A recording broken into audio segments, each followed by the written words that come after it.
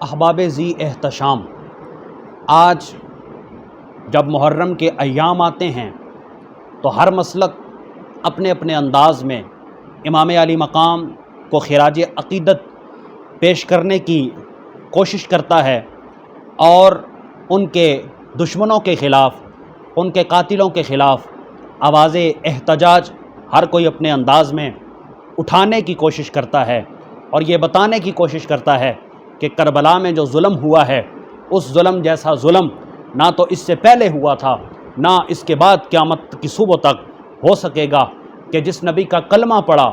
اس کے وصال کے 50 سال کے بعد یہ والا معاملہ پیش آ گیا کہ اسی نبی کی گود میں پلنے والوں کو اور اس کے زیر سایہ پلنے والوں کو اور جناب والا اس کی اولاد کو کربلا کے میدان میں اقتدار کی لالچ میں اور جناب والا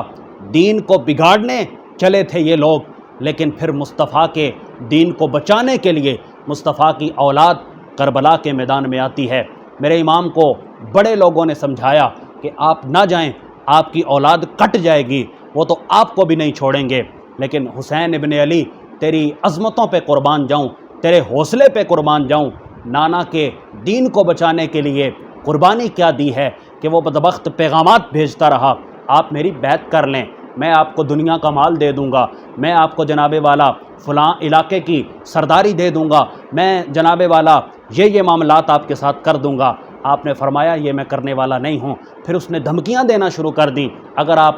یہ والا معاملہ نہیں کریں گے اور میری بیعت نہیں کریں گے اور میرے خلاف آ جائیں گے تو اکثریت تو میرے ساتھ ہے، میں آپ کے نام کو بھی مٹا دوں گا اور آپ کو جو ہے وہ بے دردی کے ساتھ مع احباب، آپ کے بیٹوں، بھائیوں اور گھر والوں، اعزاء و اقربا، غلاموں سمیت میں جو ہے وہ قتل کر دوں گا۔ لیکن میرے امام آپ کے جذبے پہ قربان جاؤں، آپ کا ایک ہی جواب تھا، اوے بدبخت تجھے پتہ نہیں ہے مجھ جیسا تجھ جیسے کی بیعت کسی صورت میں نہیں کرے گا۔ اور یہ تو وہ ہاتھ ہے کہ جس ہاتھ نے مصطفیٰ جان رحمت کی انگلی مبارک پکڑ کر چلنا سیکھا ہے، تو جس ہاتھ نے مصطفیٰ جان رحمت کی انگلی کو پکڑ کے چلنا سیکھا ہو وہ ہاتھ کبھی کسی بھی بدکار کے ہاتھ میں بیعت کے لیے نہیں جا سکتا ہے۔ تو تو بدبخت ہے، تو تو مصطفیٰ جان رحمت کی شریعت کو پائمال کرنے کے چکر میں ہے، تو تو شراب کو حلال کہنے لگا ہے، تو تو جناب والا ہر الٹی بدکاری کو حلال کہنے لگا ہے۔ میں یہ ہونے نہیں دوں گا، میرا ضمیر گوارا نہیں کرتا ہے، میرا ایمان گوارا نہیں کرتا ہے کہ میرے نانا کے دین کی یہ والی تصویر اگلی نسلوں تک منتقل ہو جائے۔ آج میں جانتا ہوں کہ میرا سر بھی کٹ جائے گا لیکن تیرے آگے جھکے گا نہیں، میرا سر کٹ جائے گا، میرے بچوں کو مار دیا جائے گا، میری اہل خانہ کو طرح طرح کی تکالیف میں اور قید و بند میں مبتلا کر دیا جائے گا، لیکن یہ قربانی میری آج کی جو ہے وہ ہمیشہ کے لیے امر ہو جائے گی اور ہمیشہ میرے محبوب کا اور میرے نانا کے دین کا پرچار ہوتا رہے گا۔ پھر دیکھیں میرے امام جب کربلا میں آئے ہیں، قصہ مختصر یہ، سر تو کٹ گیا لیکن باطل کے آگے جھکا نہیں ہے، جھکا نہیں ہے تو اجر کیا ملا ہے؟ کٹا ہوا سر شبیر بھی نوکے نیزہ پہ قرآن پڑھتا ہوا نظر آ رہا تھا، قرآن پڑھتا ہوا نظر آ رہا تھا۔ اللہ اکبر، یہ میرے امام علی مقام کا مقام و مرتبہ ہے۔ اب آقا کریم علیہ الصلوۃ والسلام کے غلاموں، میرے محبوب نے فرمایا کہ یہ میرا جو سیدہ ہے نا حسین،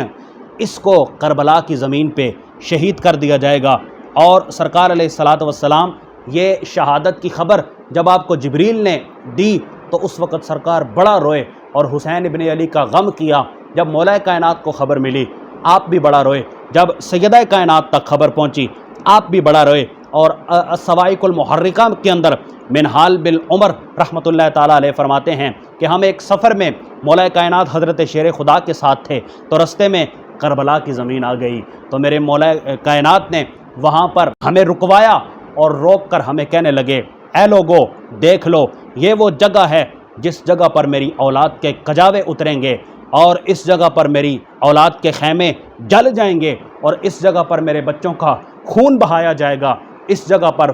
شہادتیں ہوں گی اور یہ وہ شہادتیں ہوں گی حسین ابن علی اور اس کے خاندان کی شہادتیں وہ شہادتیں ہونے والی ہیں کہ جن شہادتوں پر آسمان بھی روتا ہوا نظر آئے گا، زمین بھی آہوزاری کرتی ہوئی نظر آئے گی اور ہر مخلوق ان کے غم میں مبتلا ہو جائے گی۔ حضرت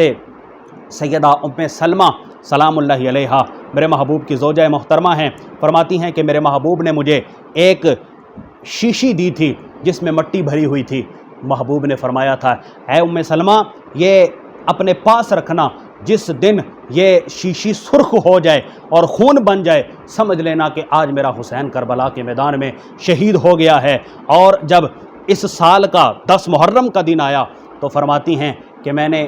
دیکھا کیا کہ اس وقت وہ شیشی سرخ ہو چکی تھی، اور پھر مجھے خواب کی کیفیت میں مبتلا کیا گیا۔ خواب کے اندر میں کیا دیکھتی ہوں کہ نبیوں کا تاجدار آقا کریم علیہ الصلوۃ والسلام، میرے سردار، میرے سرتاج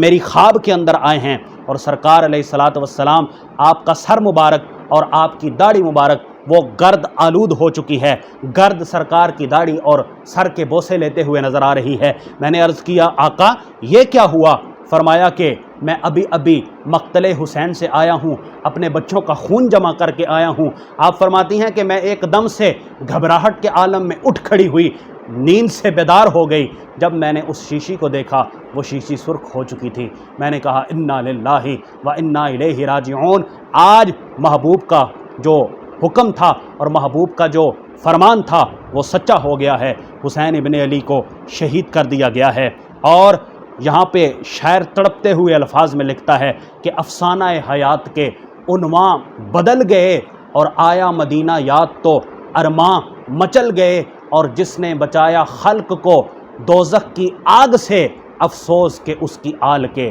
خیمے بھی جل گئے۔ ان خیموں کو بھی جلا ڈالا گیا جو اہل بیت اطہار کی مستورات کے خیمے تھے، اور ان کے مال کو لوٹ لیا گیا، اور حسین ابن علی کے ساتھ وہ ظلم کیا گیا۔ اور پھر اقبال یہاں کہتا ہے جب انہوں نے امام علی مقام کو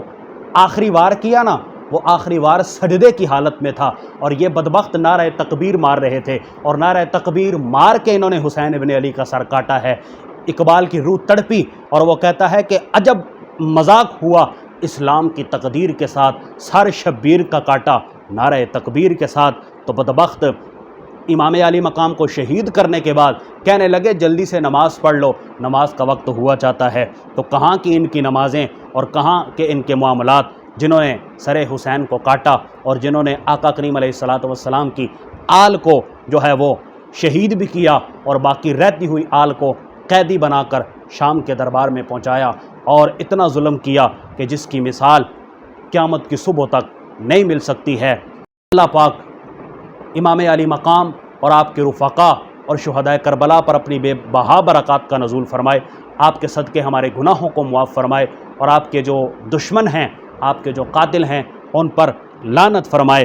اللہ پاک ہمیں امام علی مقام کے نقش قدم پر چلنے کی توفیق عطا فرمائے۔ اجڑی حسین سامنے بستی حسین دی، کتنی ہے ویکھ صابر ہستی حسین کی، ایسا نشہ ہے چڑھیا نانے دے دین دا،